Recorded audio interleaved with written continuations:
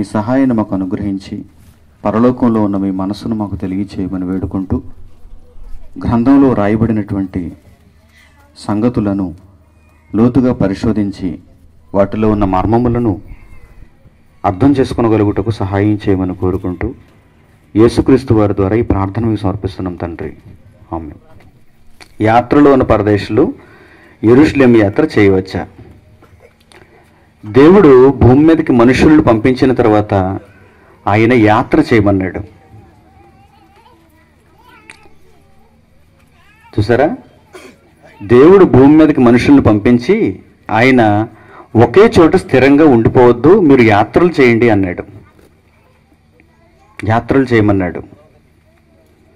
అందుకే దేవుడు ప్రారంభ కాలం నుంచి కూడా తన పిల్లలు అనుకుంటున్న వారందరినీ యాత్రలోనే ఉంచుతున్నాడు.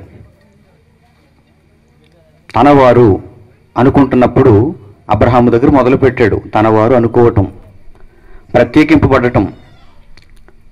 అలా ఆయన ఎప్పుడైతే ఎవరిని గురించి అయితే అనుకుంటున్నాడో అలాంటి వారందరినీ యాత్రలోనే ఉంచుతున్నాడు. నెంబర్ 1 ఫస్ట్ పాయింట్ ఇది. దేవుడు యాత్ర కోరుకుంటున్నాడు, యాత్రలో ఉండమంటున్నాడు.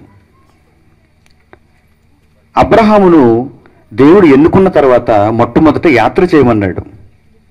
అబ్రహాము, నీవు నీ దేశంలో నుండి లేచి నీ కుటుంబాన్ని తీసుకుని యాత్ర చేయి.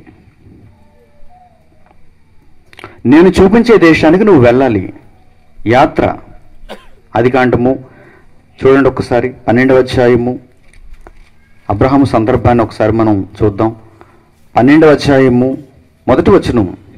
యెహోవా, నీవు లేచి నీ దేశము నుండి, నీ బంధువుల యొద్ద నుండి, నీ తండ్రి ఇంట నుండి బయలుదేరి నేను నీకు చూపించు దేశమునకు వెళ్ళుము. అంటే యాత్రేనాది. ఒక దేశాన్ని విడిచి మరో దేశానికి వెళ్ళటం అనేది యాత్ర. అబ్రహాము, నీవు లేచి నేను నీకు చూపించేటువంటి దేశానికి, నీ దేశం నుండి నువ్వు వెళ్ళిపోవాలంటున్నాడు. అప్పుడు నిన్ను గొప్ప జనముగా చేసి నిన్ను ఆశీర్వదించి నీ నామమును గొప్ప చేయుదును, నీవు ఆశీర్వాదముగా ఉందువు అంటున్నాడు.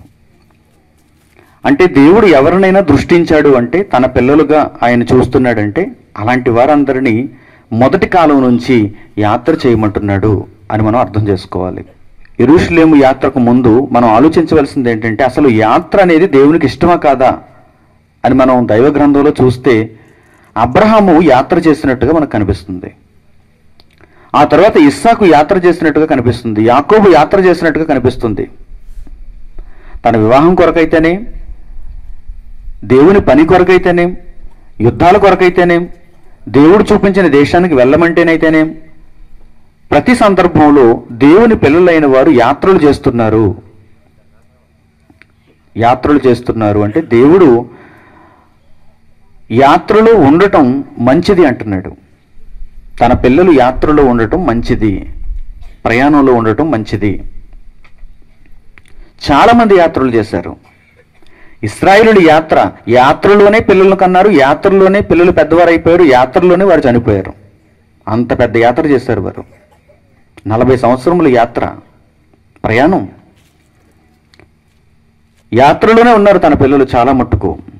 దావీదు యాత్రలు చేశాడు, యుద్ధాల కొరకు యాత్రలు చేశాడు, తన సహోదరుల దగ్గరకు వెళ్ళటానికి యాత్రలు చేశాడు.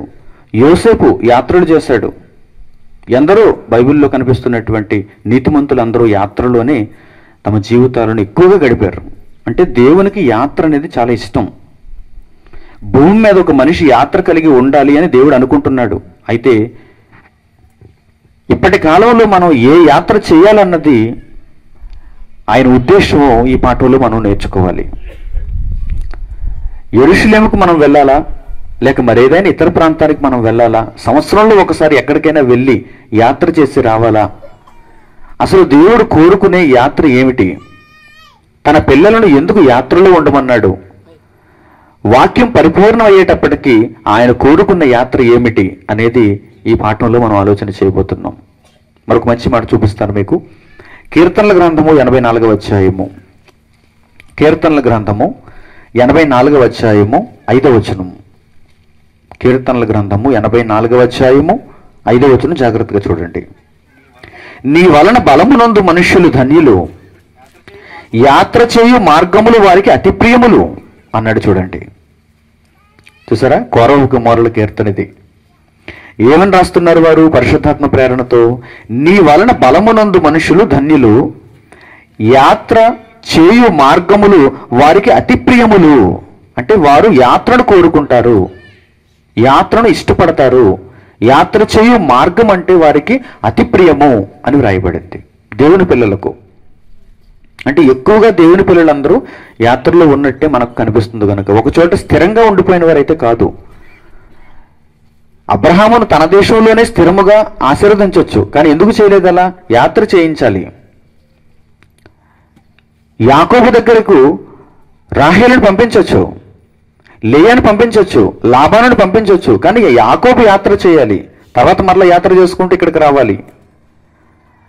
దావీదు దగ్గరకే యుద్ధాన్ని రప్పించవచ్చు, దావీదు దగ్గర ఉన్న దగ్గరే ఒక రాజ్యాన్ని స్థాపించవచ్చు. కాదు, దావీదే యాత్ర చేయాలి. యాత్ర చేయటం దేవుని దృష్టిలో ఇష్టమైనది అని మొదటి అర్ధభాగంలో మనకు అర్థమవుతుంది. యాత్రను దేవుడు కోరుకుంటున్నాడు. మనిషి ఎక్కడ స్థిరంగా ఉండాలని ఆయన కోరుకోవటం లేదు. అందుకే ఆయన కొరకు నడిచేటువంటి పాదములను కూడా ఆయన ఏమంటున్నాడంటే సుందరమైనవి అంటున్నాడు. ఆయన కొరకు అడుగులు వేసే పాదములు కూడా సుందరమైనవి. పర్వతముల మీద ఆయన కొరకు నడుచుచున్నటువంటి వారి పాదములు సుందరములైనవి అని తన గ్రంథంలో రాయిస్తున్నాడు. అంటే ఆయనకు ఆయన నిమిత్తము నడిచేవారంటే ఇష్టం, ఆయన నిమిత్తము ప్రయాణం చేసేవారంటే ఇష్టం, ఆయన నిమిత్తం యాత్రలో ఉన్నవారంటే ఆయనకి ఇష్టం. ఇప్పుడు మన పాఠం విషయానికి వస్తే, యాత్రలో ఉన్న పరదేశులు యెరూషలేము యాత్ర చేయవచ్చా అని మనం నేర్చుకోబోతున్నాం.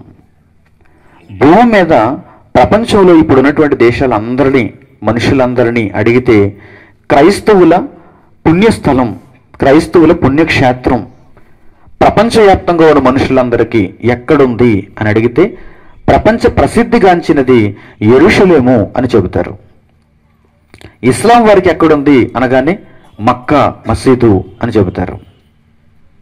ఇలా ఆయా విశ్వాసాలలో ఒక పవిత్ర స్థలాన్ని, ఒక పుణ్యక్షేత్రాన్ని మనుషులు నిర్ణయించుకుని పెట్టుకున్నారు. క్రైస్తవుల దగ్గరకు వచ్చేసరికి క్రైస్తవులు, ఎందుకంటే మన పాఠం అంతా క్రైస్తవులను ఫోకస్ చేస్తూ ఉంటుంది. క్రైస్తవుల దగ్గరకు వచ్చేసరికి ప్రపంచం ఏమనుకుందంటే, ఎలా నిర్ధారించిందంటే యెరూషలేము ఒక పుణ్యక్షేత్రం, యెరూషలేము యాత్ర ఒక పవిత్రమైన యాత్ర. ప్రతి మనిషి క్రైస్తవుడైనప్పుడు తన జీవిత కాలంలో ఒకసారైనా యెరూషలేము యాత్ర చేసి ఆ యెరూషలేము ప్రాంతాలను దర్శించుకోవాలి అనేది ఈరోజు ప్రపంచంలో ఉన్న ఒక నానుడి. అందుకే ఈరోజు జెరూసలేం అంతా కూడా టూరిజంతో నిండిపోయింది. ప్రపంచంలో ఉన్న ఎక్కడెక్కడో ఉన్న క్రైస్తవులు భక్తిపరులైనటువంటి వారుగా ఆ దేశానికి వస్తున్నారు, తీర్థయాత్ర పేరిట వస్తున్నారు. ఇప్పుడు ఆ దేశం కూడా ఎలా నిర్ణయించుకుందంటే, మా యెరూషలేము ఒక పవిత్రమైనది, మా యెరూషలేములో సొలొమోను కట్టించినటువంటి మందిరం ఒకప్పుడు ఉండేది, అది ఇప్పుడు పడగొట్టబడింది, శిథిలావస్థకు వెళ్ళిపోయింది.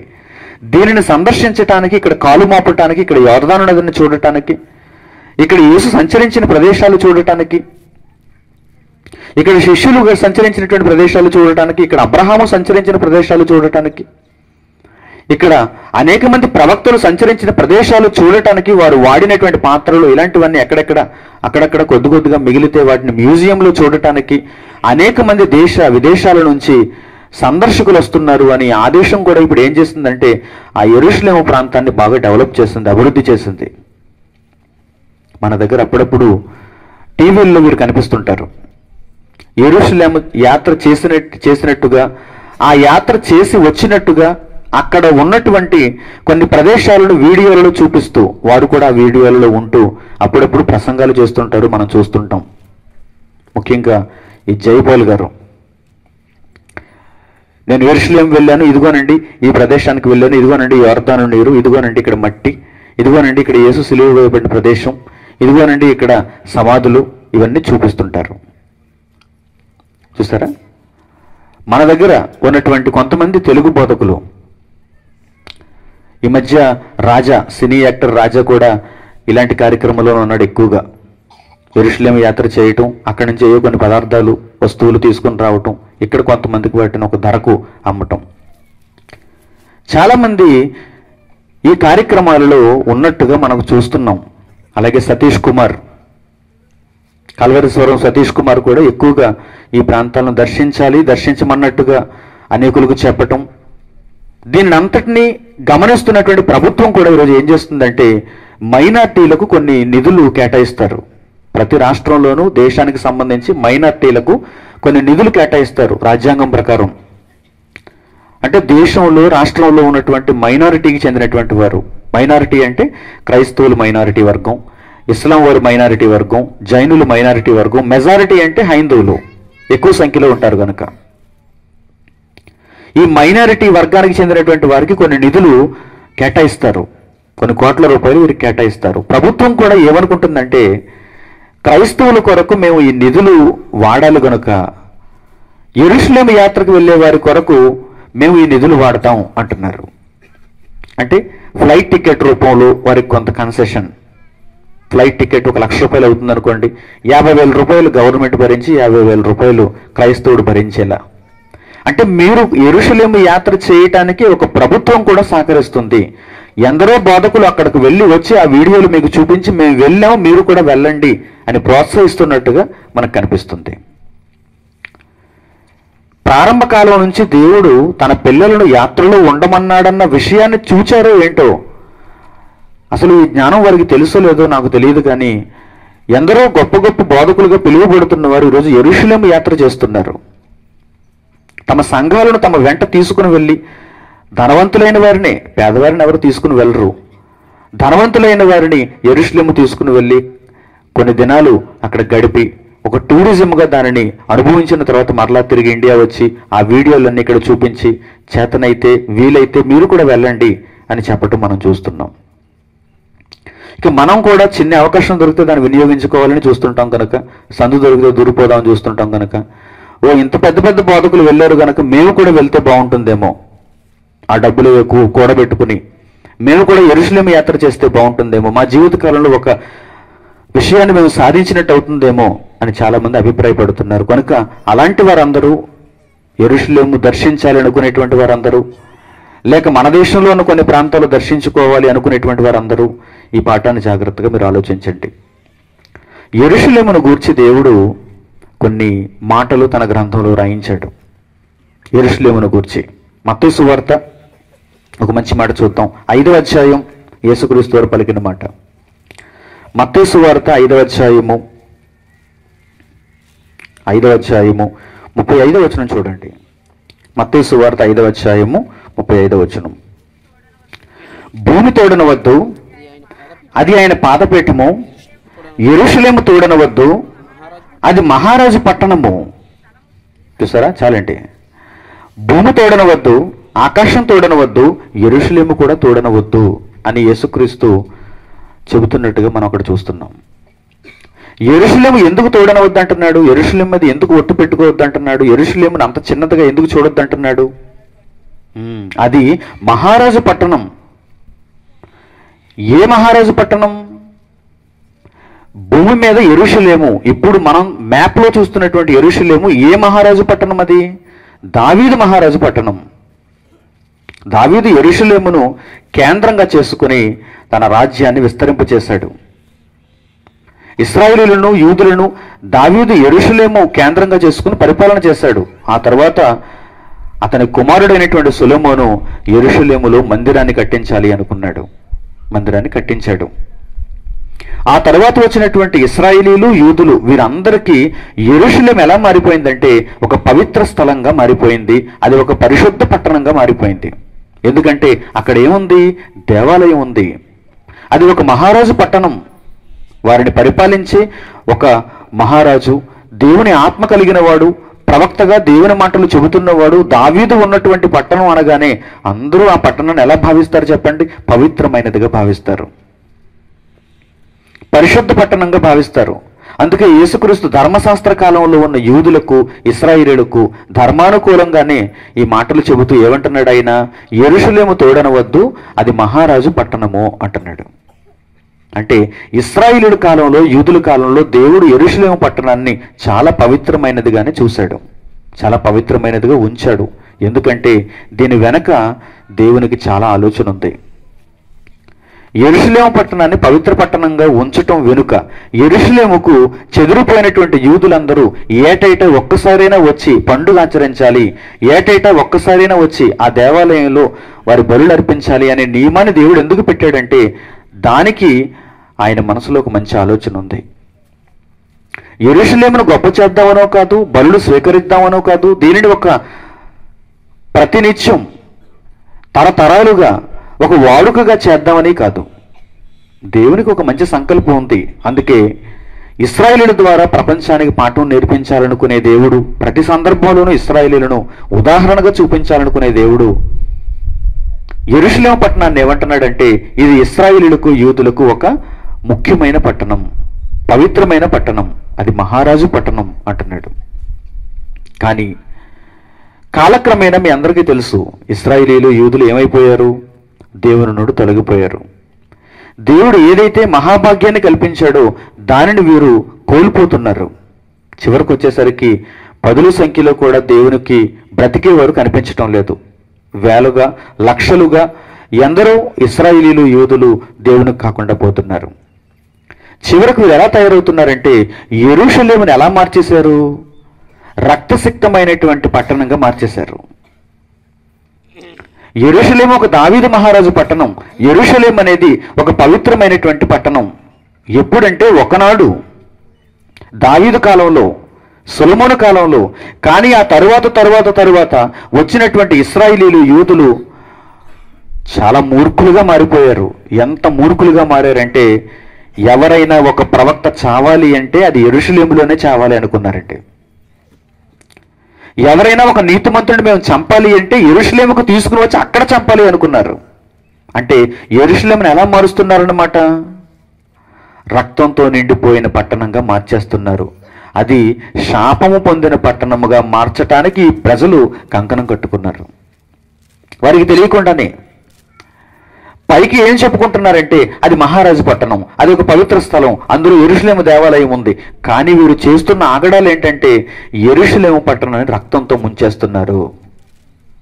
యేసుక్రీస్తు వచ్చినప్పుడు ఈ విషయాన్ని ఆయన బహిర్గతం చేశాడు. యేసుక్రీస్తు తన బోధనల్లో యెరూషలేము ప్రాంతంలోనే ఆయన ఉన్నప్పుడు తన శిష్యులతో, చుట్టూ ఉన్న జనసమూహంతో ఈ మాటలను ఆయన బహిర్గతం చేస్తున్నాడు. అప్పటి వరకు యెరూషలేమును ఎవరూ పల్లెత్తు మాట కూడా అనలేదు. ఎందుకంటే యూదుల చేత చిక్కబడి చంపేస్తాడేమో అని భయం, సమాజ మందిరంలో ఉన్నవారి చేత శిక్షింపబడతామేమో అని భయం, ధర్మశాస్త్రోపదేశకులు మమ్మను హింసిస్తారేమో, ఈ మాట చెబితే మమ్మల్ని చంపేస్తారేమో, యెరూషలేమును గూర్చి ఎవరైనా తప్పుగా మాట్లాడితే మా ప్రాణాలు మిగలవు అని ప్రతి ఒక్కరూ కిమ్మనకుండా ఉండేవారు. ఒకవేళ విషయం తెలిసినా సరే భయంతో ఉండేవారు. కానీ యేసుక్రీస్తు నిర్భయంగా ఈ మాటలు తన కాలంలో చెప్పాడు. వాటిని ఇప్పుడు మనం చూద్దాం, జాగ్రత్తగా చూడండి. ముందుగా యెరూషలేము దేవాలయాన్ని గురించి ఆయన మాట్లాడినటువంటి మాటలు మార్కు సువార్త 11వ అధ్యాయము, మార్కు సువార్త 11వ అధ్యాయము 15వ వచనం నుంచి. మార్కు సువార్త 11వ అధ్యాయము 15వ వచనం. వారు యెరూషలేమునకు వచ్చినప్పుడు ఏదైతే పవిత్ర స్థలం, ఏదైతే పరిశుద్ధ స్థలం, ఏదైతే మహారాజు పట్టణం, ఏదైతే ఈరోజు మేము జెరూసలేముకు ప్రయాణమై వెళ్ళిపోవాలి ఫ్లైట్లో అనుకుని నేటి బోధకులు అనుకుంటున్నారు, నేటి క్రైస్తవులు అనుకుంటున్నారు, వారందరూ అనుకునే యెరూషలేము ఇదే. వారు యెరూషలేమునకు వచ్చినప్పుడు ఆయన దేవాలయంలో ప్రవేశించి, ఆ యెరూషలేముకు ఆ పవిత్రత ఎందుకు వచ్చింది? దేవాలయాన్ని బట్టి వచ్చింది. ఎక్కువగా అక్కడ బలులు అర్పించడానికి వెళ్ళాలి, అక్కడ పండుగ ఆచరించడానికి వెళ్ళాలి, అది మహారాజు పట్టణం. ఇప్పుడు ఆ దేవాలయం ఎలా అయిపోయిందో చూడండి. ఆయన వారు యెరూషలేముకు వచ్చినప్పుడు ఆయన దేవాలయంలో ప్రవేశించి దేవాలయములో క్రయ విక్రయములు చేయు వారిని వెళ్ళగొట్టను ఆరంభించి, రోకలు మార్చు వారి బల్లలను, గువ్వలమ్ము వారి పీటలను పడద్రోసి దేవాలయము గుండా ఏ పాత్ర అయినను ఎవరిని తేనీయకుండెను అంటున్నాడు. చూడండి, ఆయన యెరూషలేముకు వచ్చి ఆ దేవాలయాన్ని చూస్తే దేవాలయం ఎలా మార్చబడింది? దేవాలయం ఎలా మార్చబడింది? వ్యాపారపు ఇల్లుగా మార్చబడింది, వ్యాపారస్తులకు నిలువుగా మార్చబడింది. ఈరోజు కూడా మీరు చూడండి, ఎందుకు ఒక పవిత్ర స్థలం అంత గొప్పగా పబ్లిసిటీ అవుతుందంటే అక్కడ జరిగే వ్యాపారం, ఆ వ్యాపారాన్ని బట్టి వ్యాపారస్తులందరూ అక్కడికి వెళ్తున్నారు. వ్యాపారస్తులందరూ వచ్చేవారందరినీ ఆకర్షిస్తున్నారు. సహోదరుడు చెప్పినట్టుగా గుణదల దగ్గరకు క్రైస్తవులు మాత్రమే కాదు, మిగిలిన వారందరూ కూడా వెళ్ళగలుగుతున్నారంటే ఇక్కడికి ఎందుకు రాలేకపోతున్నారు? మరి మిగిలిన వారందరూ భక్తి పరులైతే ఒక చర్చికి ఎందుకు వెళ్ళలేకపోతున్నారు? ఒక మహాసభకు ఎందుకు వెళ్ళలేకపోతున్నారు? పుణ్యస్థలానికి ఎందుకు వెళ్తున్నారు? పవిత్ర స్థలంగా చెప్పబడడానికి ఎందుకు వెళ్తున్నారు? ఎందుకంటే అక్కడ తీర్థం, అక్కడ సంబరం, అక్కడ క్రయ విక్రయాలు, అక్కడ వారికి కావలసిన వస్తువులు, అక్కడ గుండు గీయించుకోవటం, అక్కడ ఏదో పెట్టిన పలహారం తెచ్చుకోవటం, అక్కడ ఒక మొక్కుకోవటం, ఇవన్నీ అక్కడ ఉంటాయి కనుక అక్కడికి వెళ్ళిపోతున్నారు అందరూ. యెరూషలేమును ఎలా మార్చారో చూడండి. ఎంతమంది ఉన్నారో చూడండి యెరూషలేములో. ఏం చేసేవారు ఉన్నారో చూడండి. యేసు కంట ఏం చూస్తున్నాడో చూడండి. ఆయన యెరూషలేము దేవాలయానికి వెళ్ళగానే క్రయ విక్రయములు చేయువారిని వెళ్ళగొట్టనారంభించి రోకలు మార్చేవారిని బల్లలను గువ్వలమ్మ వారి పీటలను పడద్రోసి దేవాలయం గుండా ఏ పాత్రను ఎవరిని తెలియకుండాను. మరియు ఆయన బోధించుచు అప్పుడు ఆయన మాట్లాడుతున్నాడు, నా మందిరము సమస్తమైన అన్యజనులకు ప్రార్థన మందిరం అనబడును అని వ్రాయబడలేదా? వ్రాయబడినటువంటి మాటకు మీరేమైనా న్యాయం చేస్తున్నారా? యెరూషలేము మహారాజు పట్టణం అని వ్రాయబడింది, దానికి ఏమైనా మీరు న్యాయం చేస్తున్నారా? ఆయన మందిరము ఎలా ఉండాలి? నా మందిరము సమస్తమైన అన్ని జనులకు ప్రార్థన మందిరం అనబడును, అంతేగాని క్రయ విక్రయాలు చేసుకునే మందిరంగా ఉండకూడదు. రోకలు మార్చుకోవడానికి నిలవైనటువంటి ప్రదేశంగా ఉండకూడదు. నా మందిరము సమస్త జనులకు అన్ని జనులకు ప్రార్థన మందిరం అనబడును అని వ్రాయబడలేదా? అయితే మీరు దానిని దొంగల గుహగా చేసిద్దరనెను. చూసారా యెరూషలేము ఎలా అయిపోయింది? యెరూషలేము ఎలా మారిపోయింది? ఒక దొంగల గుహ, ఒక దొంగలకు నిలయం. ఏనాడు ఇది జరిగింది? యేసుక్రీస్తు వచ్చినప్పుడే జరిగింది. యెరూషలేము దేవాలయం దొంగల గుహగా మారిపోయింది. ఎప్పుడు? యేసుక్రీస్తు వచ్చినప్పుడు. యెరూషలేము పవిత్ర స్థలం, యెరూషలేము దేవాలయం పవిత్ర స్థలం. ఎప్పుడంటే సొలొమోను కాలంలో. ఎప్పుడంటే సొలొమోను తరువాత వచ్చిన రాజుల కాలంలో, హిజ్కియా కాలంలో. కానీ తరువాత మనుషులు ఎలా మారిపోయారో చూడండి. ఇశ్రాయేలీలు, యూదులు ఎలాంటి దౌర్భాగ్యులుగా మారిపోయారో చూడండి. యేసుక్రీస్తు స్వయంగా చెబుతున్నాడు వీరిని గురించి. యెరూషలేము దేవాలయము ఇప్పుడు ప్రార్థనా మందిరంగా లేదు. అది ఎలా ఉంది? అది ఒక దొంగల గుహగా ఉంది. యేసుక్రీస్తు కాలానికి ఇది దొంగల గుహ అయితే ఇప్పుడు ఎలా ఉంటుంది చెప్పండి? గజ దొంగల గుహగా ఉంటుంది ఇది. యేసుక్రీస్తు కాలంలోనే ఆయన ఏ సమస్యనైనా సరే నిర్భయంగా బయట చెప్పేస్తాడు. తండ్రి కుమారుడైన ఆయన వచ్చినప్పుడే 2000 సంవత్సరాల క్రితమే సుమారుగా ఈ యెరూషలేము దేవాలయం దొంగల గుహ అయిపోతే ఇప్పుడు అక్కడ ఏం జరుగుతాయి చెప్పండి? టూరిస్ట్ ప్లేస్ అది. ఇప్పుడు అది చూసారా? బాగా ఆలోచించండి, అర్థం చేసుకోవడానికి ప్రయత్నం చేయండి. మరొక మంచి మాట చూపిస్తాను మీకు. మరొక మంచి మాట లూకాసు వార్త 13వ అధ్యాయము 31 నుంచి చూడండి. 31వ వచనం నుంచి. ఆ గడియలోనే కొందరు పరిసయ్యులు వచ్చి, నీవు ఇక్కడ నుండి బయలుదేరి పొమ్ము, హేరోదు నిన్ను చంపగోరుచున్నాడని ఆయనతో చెప్పగా ఆయన వారిని చూచి, మీరు వెళ్ళి ఆ నక్కతో ఇలాగ చెప్పుడి, ఇదిగో నేడును రేపును నేను దెయ్యములను వెళ్ళగొట్టుచు రోగులను స్వస్థపరచుచు నుండి 3వ దినమున పూర్ణ సిద్ధి పొందేదను. అయినను నేడు రేపు ఎల్లుండి నా త్రోవను నేను పోవుచుండవలను. ప్రవక్త యెరూషలేమునకు వెలుపల నశింప వల్లపడదు అన్నాడు. చూడండి, ప్రవక్త ఎక్కడ నశిస్తాడట? ప్రవక్త ఎక్కడ నాశనం చేయబడతాడట? ప్రవక్త యొక్క రక్తం ఎక్కడ చిందించబడుతుంది? యెరూషలేములో. యెరూషలేములో ప్రవక్తలను చంపేస్తున్నారు. యెరూషలేము ప్రవక్తల యొక్క రక్తంతో నిండిపోయింది. అందుకే ఏమన్నాడంటే, ప్రవక్త యెరూషలేమునకు వెలుపల నశింప వల్లపడదు, యెరూషలేము లోపలే చనిపోవాలి. యేసుక్రీస్తుకు యెరూషలేముకు ఎందుకు ప్రయాణమై వెళుతున్నాడు? తన సిలువ మరణానికి ముందు ప్రవక్త అందులో చనిపోవాలి గనుక. ప్రవక్త యెరూషలేము లోపల చనిపోవాలి గనుక. అంటే యెరూషలేము అనగానే చివరి కాలం వచ్చేసరికి, నిబంధన ముగింపబడే సమయం వచ్చేసరికి, క్రొత్త నిబంధనను యేసుక్రీస్తు అనుగ్రహించే సమయం వచ్చేసరికి, ధర్మశాస్త్రం పరిపూర్ణం చేయబడే సమయం వచ్చేసరికి యెరూషలేము ఎలా మారిపోయిందంటే ప్రవక్తలను చంపేదిగా మారిపోయింది. ఒకవేళ ఏ ప్రవక్త అయినా, ఏ నీతిమంతుడైనా దేవుని తరఫున వస్తే యెరూషలేము లోపల అతనిని చంపాలి అని యూదులు, ప్రధాన యాజకులు వీరందరూ నిర్ణయించుకున్నారు. నిర్ణయించుకున్నారు కనుకనే యేసుక్రీస్తుని కూడా చంపేశారు. నిర్ణయించుకున్నారు కనుకనే బాప్తిసం ఇచ్చి యోహాను తల తెగ్గొట్టేశారు. అవునండి, ఎవరు యెరూషలేము బయట నశింపటానికి వీలు లేదట. యెరూషలేమును దేవుడు ఎలా మార్చేస్తున్నాడో చూడండి. యెరూషలేము ఎలా మారిపోతుందో చూడండి. ఇశ్రాయేలీయుల యొక్క రక్తసిక్తమైనటువంటి కార్యక్రమాల వల్ల. ఇంకా క్రింది మాట చెబుతున్నాడు చూడండి. యెరూషలేమా యెరూషలేమా, ప్రవక్తలను చంపుచు నీ యొద్దకు పంపబడిన వారిని రాళ్లతో కొట్టుచు ఉండుదానా? కోడి తన పిల్లలను తన రెక్కల క్రింద ఎలాగూ చేర్చుకొనడో అలాగే ఎన్నో మారులు నేను నీ పిల్లలను చేర్చుకునవలనని ఇంటిని గాని మీరు అల్లకపోతురు, ఇదిగో మీ ఇల్లు మీకు పాడుగా విడువబడుచున్నది. ఇప్పుడు యెరూషలేము యేసుక్రీస్తు కాలంలో ఎలా విడువబడింది అంటే పాడుగా విడువబడింది, పాడైపోయినదిగా విడువబడింది.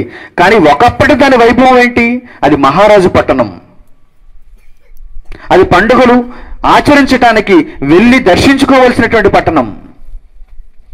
కానీ యేసుక్రీస్తు కాలంలో ఈ యెరూషలేము యొక్క పరిస్థితి, దేవాలయం యొక్క పరిస్థితి ఎలా ఉందంటే అది ప్రవక్తలను చంపేదిగా మారిపోయింది, ప్రవక్తల రక్తం కళ్ళ చూసేదిగా మారిపోయింది. ఎందరో ప్రవక్తలు ఆ యెరూషలేములోనే చనిపోయారు. చరిత్రలో ఒక మంచి ప్రవక్త చనిపోవటం మీకు చూపిస్తాను, జాగ్రత్తగా మీరు దానిని చూడండి. దినవృత్తాంతములు 2వ గ్రంథం 24వ అధ్యాయం. దినవృత్తాంతములు 2వ గ్రంథం 24వ అధ్యాయం 21వ వచనం. దినవృత్తాంతములు 2వ గ్రంథం 24వ అధ్యాయం 21వ వచనం. అందుకు వారు అతని మీద కుట్ర చేసి రాజు మాటను బట్టి యెహోవా మందిరపు ఆవరణము లోపల రాళ్ళు రువ్వి అతన్ని చావగొట్టురి. చూసారా ఎక్కడ చంపారట? ఎక్కడ చంపారు? మందిరంలోకి తీసుకొచ్చి చంపేస్తున్నారు. అంటే మీరు ఏమనుకుంటారంటే మేమేదో ఒక పాపాత్ముడిని చంపేస్తున్నాం, ఈ పాపాత్ముడు దేవాలయంలోనే చనిపోవాలి, దేవాలయంలో అయితే దేవుడు చూస్తాడు, ఇక్కడ చనిపోవటమే, ఇక్కడ చంపబడటమే న్యాయం అనుకుంటున్నారు వారు. కానీ వారు చంపుతున్నది ఎవరిని? ఒక ప్రవక్తని, ఒక నీతిమంతుణ్ణి. వారి రక్తం ఎక్కడ వారు కళ్ళ చూస్తున్నారు చూడండి. అందుకు వారు అతని మీద కుట్ర చేసి రాజు మాటను బట్టి యెహోవా మందిరపు ఆవరణం లోపల రాళ్ళు రువ్వి అతను చావగొట్టరి. ఈ మందిరం లోపల ఎందుకు? యెరూషలేము లోపల ఎందుకు? యెరూషలేమును పవిత్ర పట్టణం అంటున్నావు కదా, యెరూషలేమును మహారాజు పట్టణం అంటున్నావు కదా, ఒక వ్యక్తి ప్రాణాన్ని నీవు మందిరం లోపల ఎందుకు తీస్తున్నావు? ఒక వ్యక్తి రక్తాన్ని అక్కడ ఎందుకు ఒలికిస్తున్నావు నువ్వు? అంటే నీ కార్యక్రమాల వలన యెరూషలేము ఇప్పుడు ఎలా మారిపోయింది? పాడుపడిపోయినదిగా మారిపోయింది, రక్తాన్ని ఒలికించేదిగా మారిపోయింది. చూసారా, రక్తంతో ప్రోక్షింపబడేదిగా మారిపోయింది. ప్రియమైన వారులారా, జాగ్రత్తగా మీరు ఆలోచించండి. యెరూషలేమును గూర్చి దేవుడు ఎంత చక్కగా మనకు అర్థమయ్యేలా చెబుతున్నాడో చూడండి. ఒకనాడు అది పరిశుద్ధ పట్టణం, ఒకనాడు అది మహారాజు పట్టణం. కానీ యేసుక్రీస్తు కాలానికి ఈ యెరూషలేము ఎలా మారిపోయిందంటే రక్తాన్ని ఒలికించేదిగా మారిపోయింది. మరొక మంచి మాట మత్తయి సువార్త 23వ అధ్యాయము 34-35. మత్తయి సువార్త 23వ అధ్యాయం 34-35. అందుచేత ఇదిగో నేను మీ యొద్దకు ప్రవక్తలను, జ్ఞానులను, శాస్త్రులను పంపుచున్నాను. మీ యొద్దకు జ్ఞానులు, ప్రవక్తలు, శాస్త్రులు. మీరు వారిలో కొందరిని చంపి సిలువ వేయుదురు, కొందరిని మీ సమాజ మందిరముల్లో కొట్టి, కొరడాలతో కొట్టి పట్టణము నుండి పట్టణములకు తరుముదురు.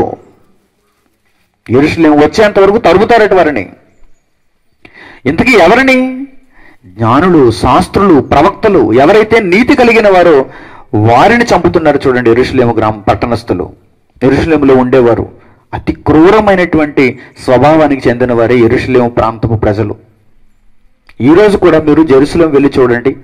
ఒకవేళ వారి జీన్స్లోంచి పుట్టినటువంటి వారు ఎవరైనా ఇంకా బ్రతికి ఉంటే, మిగిలి ఉంటే వారు ఎలా ఉంటారో తెలుసా అండి? క్రూరాతి క్రూరులుగా ఉంటారు. వారికి ఏమాత్రం కరుణ, జాలి, దయ ఉండదు. వారు అతి భయంకరులు. వారి దగ్గర చాలామంది ఇక్కడ నుంచి పని చేయడానికి వెళ్తుంటారు. మన ప్రాంతాల నుంచి, తూర్పుగోదావరి, పశ్చిమ గోదావరి ప్రాంతాల నుంచి, ఇక్కడ నుంచి ఇజ్రాయిల్కి కానీ, జెరూసలేంకి కానీ, అక్కడ ఉన్నటువంటి ఇళ్లల్లో పని చేయడానికి వెళ్తుంటారు. జెరూసలేం ప్రాంతంలో ఎవరైనా పని చేయడానికి వెళ్ళారంటే వారి దగ్గర పని చేస్తే ఇంకా జన్మలో మరలా అక్కడికి వెళ్ళాలనుకోరు. చాలా కఠినాత్ములు వారు, చాలా బద్ధకస్తులు వారు.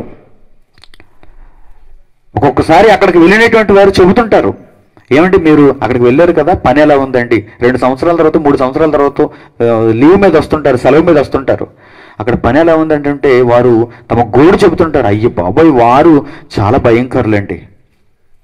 ఆ యూదుల నుంచి పుట్టిన వారు, ఆ ఇజ్రాయెల్ నుంచి పుట్టినటువంటి వారు, ఇజ్రాయెల్ ప్రాంతం, ఆ యెరూషలేము ప్రాంతం, అక్కడ పని చేయాలంటే చాలా కష్టమండి. మంచం మీదే అన్నీ. వారు కిందకి దగ్గరేంటి, పెద్దవాడైనా సరే మంచం మీద అన్నీ చేసేసుకుంటూ ఉంటాడు. ఎందుకని? ఇక్కడి నుంచి వెళ్ళారు కదా పని చేసేవాళ్ళు, వారు అన్నీ చేస్తారని. మంచం అది తీసేయి, దుప్పుడు మార్చేయి అంటాడు. చూసారా వారు ఎలా ఉండాలి? అసలు పూర్వము నుంచి జ్ఞానము వారి దగ్గరే ఉంది, పూర్వం నుంచి ధర్మం వారి దగ్గరే ఉంది. మరి వారు ఎలా ఉండాలి? ఇప్పటికీ జ్ఞానంలో పండిపోయి ఉండాలి, కానీ జ్ఞానంలో ఏమాత్రం తెలియనటువంటి వారుగా వారు ఉన్నారు. చూడండి ఏమంటున్నాడు, వారి తరాలు ఎలాంటివో చూడండి. యేసుక్రీస్తు వచ్చే నాటికి వారి యొక్క పరిస్థితి చూడండి. ఆ ఇశ్రాయేలీలు యూదుల్లో ఉన్నటువంటి వారి పరిస్థితి చూడండి. వారు ఏం చేస్తున్నారంటే, ప్రవక్తలను, జ్ఞానులను, శాస్త్రులను దేవుడు పంపించినప్పుడు కొందరిని చంపి సిలువ వేస్తున్నారు, మరికొందరిని కొరడాలతో కొట్టి పట్టణము నుండి పట్టణముకు తరుముతున్నారు. 35 నీతిమంతుడైన హేబేలు రక్తం మొదలుకొని బలిపీఠమునకు దేవాలయమునకు మధ్య మీరు చంపిన బరకీయ కుమారుడుకు జకరియా రక్తము వరకు భూమి మీద చెందింపబడిన నీతిమంతుల రక్తం అంతయు మీ మీదకి వచ్చును అన్నాడు. చిట్ట చివరి ప్రవక్తను కూడా ఎవరు చంపేస్తున్నారు, ఎక్కడ చంపేస్తున్నారు? జాగ్రత్తగా చూడండి. చిట్ట చివరి ప్రవక్తను ఎక్కడ చంపుతున్నారు, ఎక్కడ చంపారు? యేసుక్రీస్తు చెబుతున్నాడు, నీతిమంతుడైన హేబేలు రక్తం మొదలుకొని బలిపీఠమునకు దేవాలయమునకు మధ్య, దేవాలయానికి బలిపీఠానికి మధ్యలో చంపారట. చూడండి, దేవాలయమునకును బలిపీఠమునకును మధ్య మీరు చంపిన బరకీయ కుమారుడుకు జకరియా రక్తం వరకు భూమి మీద చెందింపబడిన నీతిమంతుల రక్తమంతయు మీ మీదకే వచ్చును అన్నాడు. ఇప్పుడు యెరూషలేములో ఉన్న వారి పరిస్థితి చూడండి ఎలా ఉందో. రక్తంతో మునిగిపోయి ఉన్నారు. ఏ రక్తం అది? ప్రవక్తల రక్తం, నీతిమంతుల రక్తం, దేవుడు పంపించిన మనుషుల యొక్క రక్తం. ఆ రక్తంతో వారు మునిగిపోయి ఉన్నారండి, ఆ రక్తంతో నిండిపోయి ఉన్నారండి. ఆ ప్రాంతానికి ఇప్పుడు వెళ్ళాలంటే ఎంత భయపడాలో చెప్పండి ఈ మాటలను బట్టి. యేసుక్రీస్తు మరి ఆ ప్రాంతంలో ఎందుకున్నాడు? ధర్మశాస్త్రం నెరవేర్చడానికి ఆ ప్రాంతంలోనే యేసుక్రీస్తు కూడా మరణించాలి గనుక అందుకైనా అక్కడ ఉన్నాడు తప్ప లేకపోతే ఆయనకు అక్కడ ఉండవలసిన పరిస్థితి లేదు. రక్తంతో నిండిపోయినటువంటి ప్రదేశం అది. ఒక జైలుకు మనం వెళ్ళాలనుకుంటామా? ఒక ఉరి తీసేటువంటి ప్రదేశంలో నించుని సెల్ఫీ తీసుకోవాలనుకుంటామా? మనం అలాంటి ప్రదేశాలకు వెళ్ళకూడదు అనుకుంటాం మనం. ఇక్కడే నేను అందరినీ నరికేస్తారు అని ఒక ప్రదేశానికి మనం తీసుకెళ్లారు అనుకోండి, ఏమనుకుంటాం మనం? ఇంకో ప్లేస్ ఏమన్నట్టు చూడండి వెళ్ళిపోదాం అంటారు. ఇక్కడే నేను అందరినీ ఉరితీస్తారు. భారతదేశంలో సుప్రీంకోర్టులో నేరస్తులందరినీ ఇక్కడే నుండి ఉరితీస్తారు. ఇదిగో ఉరి కంపం ఇదే, ఉరి తాడు ఇదే, ఉరి తీసేనటువంటి ఆయన ఇతనే. ఒక ఆయన ఉంటాడు చూసారు, ఉరి తీయడానికి ఒక ఆయన్ని ప్రత్యేకంగా గవర్నమెంట్ నియమిస్తుంది, తలారి. ఉరి తీసేటప్పుడు మాత్రమే అతనికి పని ఉంటుంది, మిగిలిన సమయంలో అతను ఖాళీ. అతనితో ఎవరైనా ఫోటో దిగాలనుకుంటారా? అతని దగ్గరకు వెళ్ళి ఎవరైనా షేక్ హ్యాండ్ ఇవ్వాలనుకుంటారా? ఆ ప్రదేశంలో ఎవరైనా నివాసం ఉండాలనుకుంటారా? లేదండి. అండమాన్ జైలు దగ్గర ఎవరైనా ఉండాలనుకుంటారా? లేదండి. అంత ఎందుకంటే రాజమండ్రి సెంట్రల్ జైలు ముందు నుంచి వెళ్తున్నప్పుడే సెంట్రల్ జైలు అని అలా చూస్తాం, ఆ తర్వాత ఇది ఎప్పుడు వెళ్ళిపోతుందో అనుకుంటాం. ఎందుకంటే ఎక్కడైనా దారిలో మర్డర్ చేసిన వాళ్ళు, కూనీ చేసిన వాళ్ళు, దొంగతనాలు చేసిన వారు, వ్యభిచారులు వీరందరూ బేడీలతో కనిపిస్తారు. వాళ్ళని చూడడం ఎందుకులే భయం మనకి. పోలీస్ స్టేషన్ దగ్గర ఎక్కువసేపు ఎవరు ఉండాలనుకోరు. కూర్చుందాం అనుకుంటారా? తాపీగా, తీరుబడిగా, కాలక్షేపానికి అలా పోలీస్ స్టేషన్ గట్టు బాగుంది కదా అని అక్కడే పిచ్చాపాటి మాట్లాడుకుందాం అక్కడికి వెళ్ళిపోతారా? వెళ్ళరు. గవుక్కుని మీరు దొంగ ఒకేలా ఉన్నారనుకోండి, మిమ్మల్ని లోపలేసేస్తారు.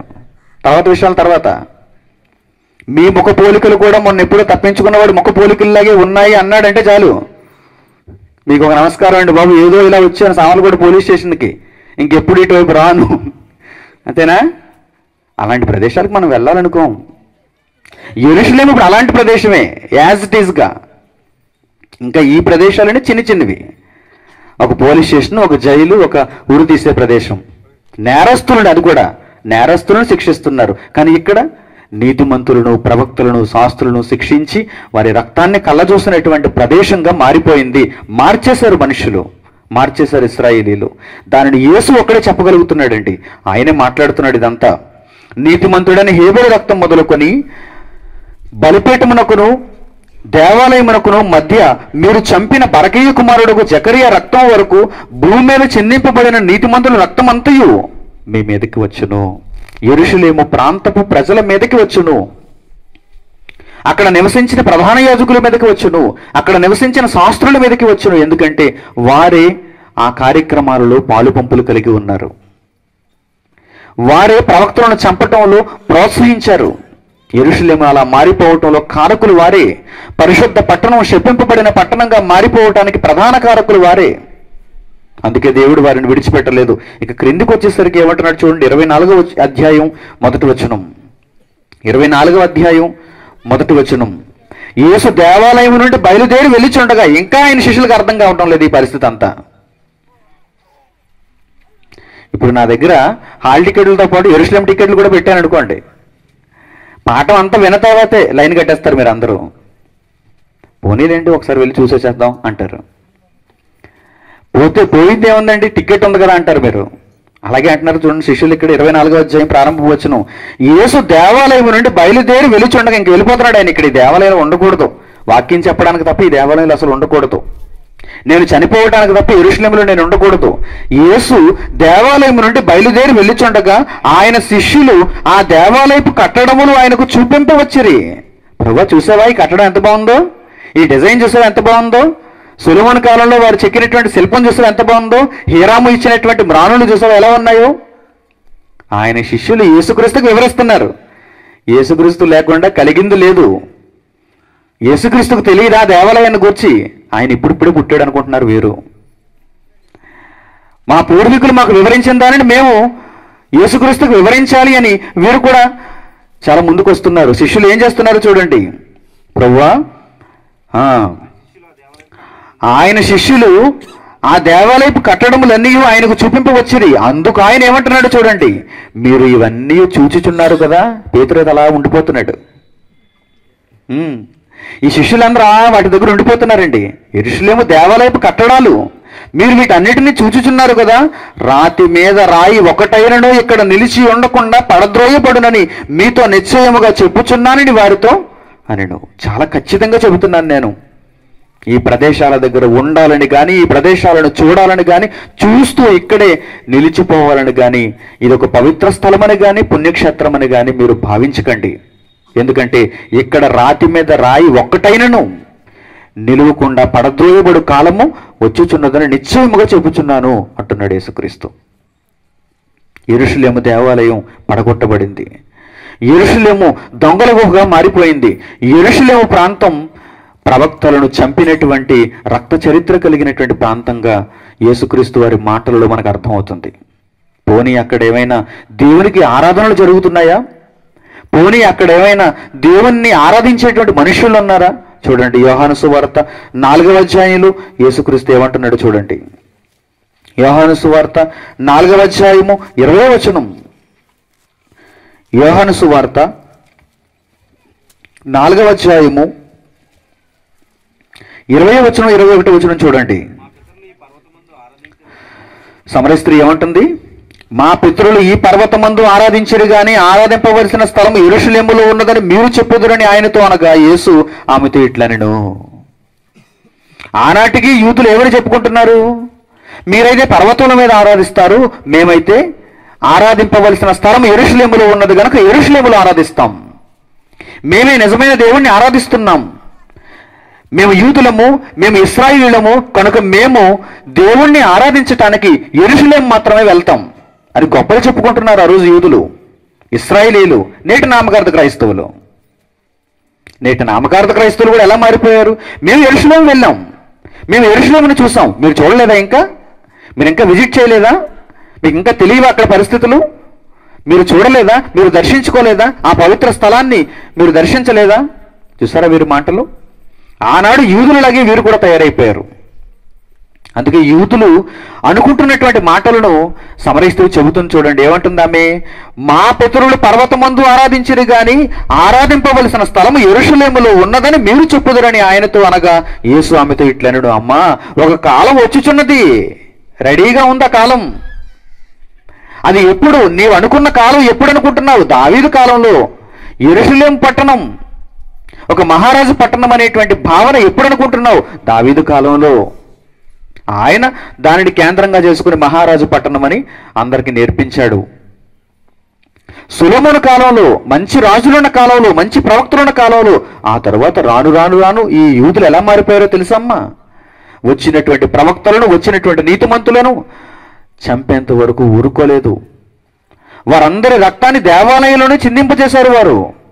అందుకు యేసు ఏమంటున్నాడు చూడండి, అమ్మా ఒక కాలం వచ్చుచున్నది, ఆ కాలమందు ఈ పర్వతం మీద మీరు ఆరాధించరు, యెరూషలేములో కూడా ఎవరు తండ్రిని ఆరాధించరు. అంటే యెరూషలేములో తండ్రిని ఆరాధించరు అన్నాడంటే ఇప్పుడు యెరూషలేముకు వెళ్ళవలసిన అవసరత ఉందా? యెరూషలేములో తండ్రికి ఆరాధన జరగటం లేదు ఇప్పుడు. మరి ఎక్కడ జరుగుతుంది? ఇక్కడ జరుగుతుంది. ఏ దేహము ద్వారానైతే ప్రపంచంలో ఉన్న మనుషులకు దేవుని వాక్యం ప్రకటింపబడుతుందో ఆ దేహంలో జరుగుతుంది. యెరూషలేములో జరగటం లేదు. ఒకనాడది యెరూషలేము మహారాజు పట్టణం, యెరూషలేముకు అందరూ వెళ్ళాలి, పండుగ ఆచరించాలి, హోమం అర్పించాలి, అక్కడికి వెళ్ళి మనం దేవునికి ఆరాధనలు చేయాలి అనేటువంటి సంగతి ఎప్పటిదో దానిని ముగించేశారు. యూదుల ఆగడాల వల్ల, ఇశ్రాయేలీయుల యొక్క కార్యక్రమాల వలన దేవుడు విసిగిపోయి ఈ యెరూషలేము ప్రాంతాన్ని దేవాలయముగా ఉంచబడిన దానిని దేవుడు తీసేశాడు. దానికి శాపాన్ని విధించేశాడు. అది రక్తంతో చిందింపబడినప్పుడు అది ఆశీర్వచనం పొందినదిగా ఉంటుందా? దేవుని శాపానికి లోనైన ఏ ప్రదేశం అయినా ఇక దానిని దేవుడు చూడడండి. గత సంవత్సరం ఈ ప్రదేశాన్ని దేవుడు చూశాడు, మరలా ఈ సంవత్సరం ఈ ప్రదేశానికి అవకాశం ఇచ్చాడు. శాపం పొందదగినది అయిందనుకోండి గత సంవత్సరం, ఈ సంవత్సరం ఎలా ఉంటుంది?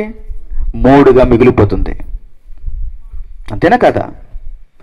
గత సంవత్సరం ఇక్కడ దేవుని వాక్యాన్ని కాకుండా మన ఇష్టాన్ని మనం నెరవేర్చుకున్నాం అనుకోండి, మనం ఈ కార్యక్రమాన్ని ఈ సంవత్సరం చేయలేం, ఎక్కడ కాకపోతే మరెక్కడైనా.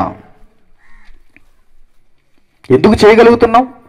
ఈ కార్యక్రమాలను మనం ఎలా చేయగలుగుతున్నాం? మన వెనక దేవుడుండి ఈ కార్యక్రమాలను బట్టి ఆయన ఆనందిస్తున్నాడు. లేదు అనుకుంటే ఆయన ఖచ్చితంగా శాపాన్ని విధించి అక్కడికి ఎవరు వెళ్లకుండా, అక్కడ దేవుని వాక్యం ప్రకటింపబడకుండా ఆయన చేసేస్తాడు. ఏమనుకుంటున్నారు మీరు? దేవుడు అంటే ఆయనను మనం అనాలోచితంగా చూడకూడదు, చులకనగా చూడకూడదు. ఆయన దగ్గర మొట్టమొదట ఉండవలసినదే భయం, భక్తి. గడగడలాడిపోవాలి ఆయన దగ్గర, మాట్లాడకూడదు ఆయన దగ్గరకు వచ్చేసరికి. ఎందుకంటే ఆయన ఎంత, మనం ఎంత. ఎంతమంది ఉన్నాం చూడండి ఇక్కడ, మనందరూ నాతో పాటుగా ఇక్కడ అందరూ ఎంతమంది ఉన్నాం చూడండి. వీరందరికీ కన్నతండ్రి ఆయనే, తండ్రి ఆయనే. మనమేనా? ఊరిలో ఉన్న వారందరికీ తండ్రి ఆయనే. వారేనా? జిల్లాలో ఉన్న వారందరికీ తండ్రి ఆయనే. వారేనా? ఆంధ్రాలో ఉన్న వారికి అందరికీ తండ్రి ఆయనే. వారేనా? ఇండియాలో ఉన్న వారందరికీ తండ్రి ఆయనే. వారేనా? ప్రపంచంలో ఉన్న వారందరికీ తండ్రి ఆయనే. పోని వీరేనా? తరతరాలలో పుట్టుకొస్తున్న ప్రతి మనిషికి తండ్రి ఆయనే. ఆయన ఎక్కడండి? మనం ఎక్కడండి? ఆయన ఉన్నవాడండి. ఏ కాలానికి వెళ్ళి చూసినా ఆయన ఉన్నవాడండి, గొప్పవాడండి, సర్వోన్నతుడండి, సైన్యములకు అధిపతండి ఆయన. ఆయన దగ్గరకు మనం వెళ్ళినప్పుడు ఎంత పిన్ డ్రాప్గా ఉండాలో చూడండి. పిన్ డ్రాప్ సైలెంట్గా ఉండాలి మనం. దేవుడి జ్ఞానాన్ని నేర్చుకునే విషయంలో చాలా జాగ్రత్తగా ఉండాలి మనం. అజాగ్రత్తతో ఉన్నామా, దేవుడు కన్నెర్ర చేశాడా, ఆ తర్వాత బ్రతిమిలాడుకోవడానికి కూడా సమయం ఉండదు, ఎక్స్క్యూజ్ చేసుకోవడానికి కూడా సమయం ఉండదు. ఇశ్రాయేలీయులు, యూదులు దేవుని పక్షాన అలాగే ప్రవర్తించారు కనుక దేవుడు యెరూషలేముకు శాపాన్ని విధించాడు.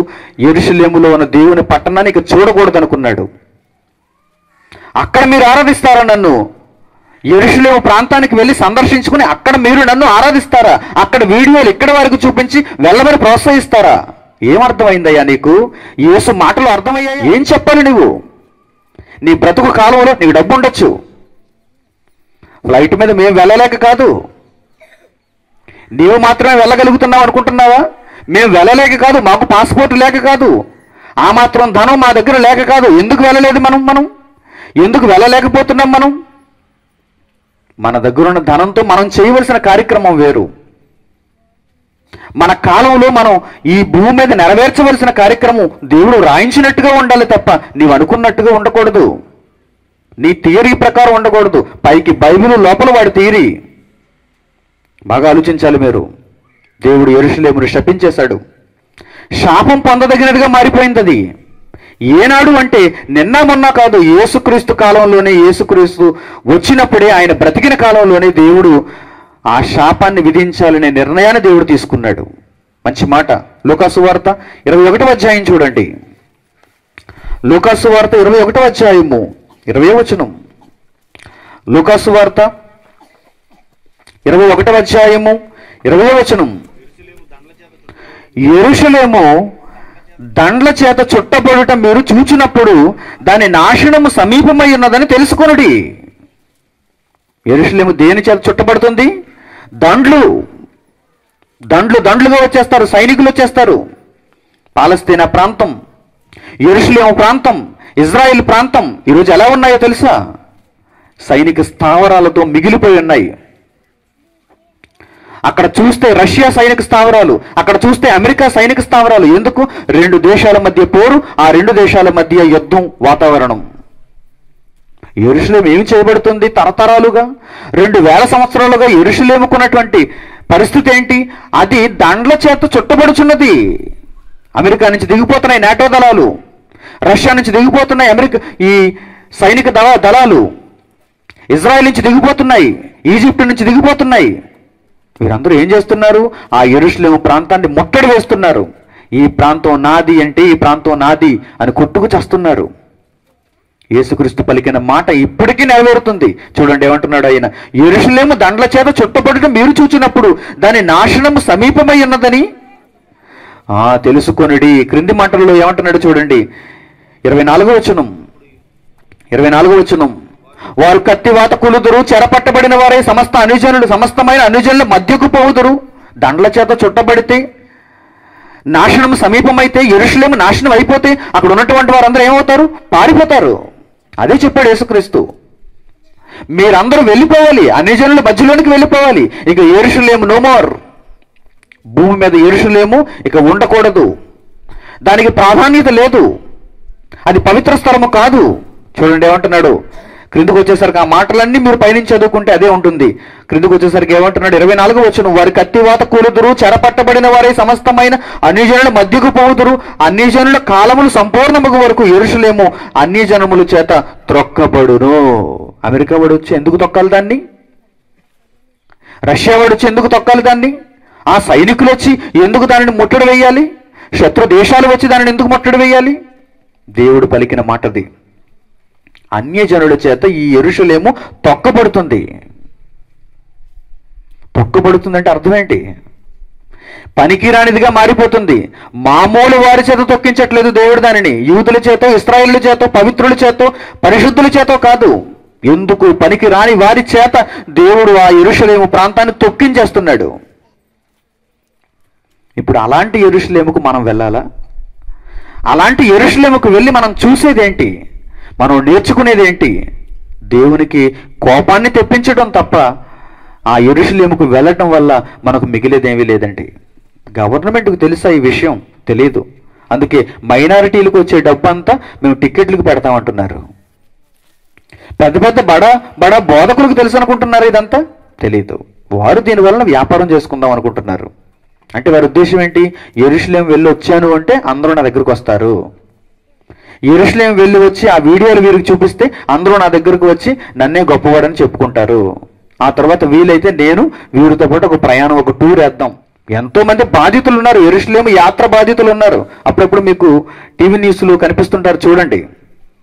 మేము యెరూషలేం వెళ్ళామండి, అక్కడ ఏజెంట్ మమ్మల్ని మోసం చేశాడండి, యెరూషలేంలోనే మేము ఉండిపోయామండి, మమ్మల్ని తిరిగి తీసుకెళ్ళి ఇండియాలో పడేయండి అని ఏడు చేస్తారు అక్కడ. తెలుసా మీకు? మేము యెరూషలేం వచ్చేసామండి, ఏజెంట్ మాటలు విని మేము యెరూషలేం వచ్చేసామండి, ఇక్కడ చూస్తే మా చేతిలో చిల్లికి అవ్వలేదు, మేము మోసపోయాం, మమ్మల్ని తీసుకుని వెళ్ళి మళ్ళా మా మాతృభూమిలో పడేయండి, మా ఇండియాలో పడేయండి, మాది కర్నూలు, మాది కరీంనగర్, మాది ఈస్ట్ గోదావరి, మాది వైజాగ్, మమ్మల్ని తీసుకెళ్ళి పడేయండి. న్యూస్లో చూడండి ఉంటాయి. ప్రియమైన వారులారా, ఇదంతా ఒక వ్యాపారం, ఇదంతా ఒక మోసం. దేవుడు ముందుగా మనకు చెప్పలేదా? యెరూషలేములో మీరు తండ్రిని ఆరాధింపరు. యెరూషలేములో మీరు తండ్రిని ఆరాధింపరు. యెరూషలేం అనేది పవిత్రుల యొక్క రక్తంతో నిండిపోయిన ఒక ప్రదేశం. దాని దగ్గరకు వెళ్ళాలనుకోకండి, అక్కడ కట్టడాలను చూడాలనుకోకండి. రాతి మీద రాతి ఒకటైనను నిలవకుండా అది పడద్రోయబడుతుంది. మరి దేవుడు యాత్ర చేయమని గత కాలంలో తన నీతిమంతులకు, తన భక్తులకు చెప్పాడు. మనం యాత్ర చేయవలసిన వారముగా ఉండాలి అన్నాడు. మరి ఎక్కడికి వెళ్ళాలంటే మేము యాత్రకు? యెరూషలేమేమో ఇలా తయారైపోయింది, రక్తంతో మునిగిపోయింది. మరి మేము వెళ్ళవలసినటువంటి యాత్ర ఏంటండి? మేము దర్శించుకోవలసినటువంటి ప్రదేశం ఏంటండి? చూపిస్తారు మీకు. చూడండి, మనం వెళ్ళవలసినటువంటి యాత్ర, మనం చేయవలసినటువంటి యాత్ర ఏంటో జాగ్రత్తగా మీరు గమనించండి. హెబ్రీయులకు రాసిన పత్రిక 11వ అధ్యాయము. అపొస్తలుడైన పౌలు హెబ్రీయులకు రాసిన పత్రిక 11వ అధ్యాయము 13వ వచనం. అపొస్తలుడైన పౌలు హెబ్రీయులకు రాసిన పత్రిక 11వ అధ్యాయము 13వ వచనం. వీరందరూ ఆ వాగ్దానముల ఫలము అనుభవింపకపోయినను దూరము నుండి చూచి వందనము చేసి తాము భూమి మీద పరదేశులము యాత్రికులమై ఉన్నామని ఒప్పుకొని విశ్వాసము గలవారై మరుతురంతరి. అంటే భూమి మీద బ్రతుకుతున్న కాలంలో దేవుని కొరకు నీవు పనిచేస్తున్నప్పుడు నీవు చేస్తున్నదే యాత్ర. భూమి మీద నీవు పరదేశిగా ఉన్నావు. ఒక ప్రాంతం నుండి ఒక ప్రాంతానికి కాదు, అసలు భూమి నుండే నీవు మరో ప్రాంతానికి వెళ్ళాలి. దానిని నేర్పించడానికి ప్రారంభ కాలంలో దేవుడు మనుషులను యాత్రలు చేసేవారుగా చూస్తున్నాడు. యాత్రలు చేయమన్నాడు. ఉదాహరణ చూపిస్తున్నాడు. నువ్వు కనాను దేశానికి వెళ్ళాలి, యాత్ర చేయాలి. రూపకాలంకారంలో చెబుతున్నాడు, నేను చూపించే దేశానికి నువ్వు వెళ్ళాలి, యాత్ర చేయాలి. ఎందుకు చెబుతున్నాడు ఇవన్నీ?